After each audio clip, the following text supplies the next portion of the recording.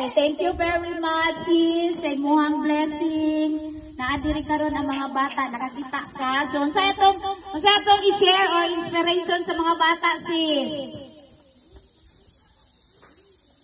A short message para sa ilaha. Hello, sis. Good morning.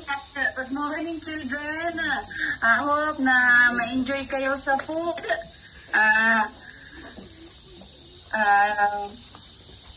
Salamat po na happy ko nakita ko sa inyo. Happy kayo ko na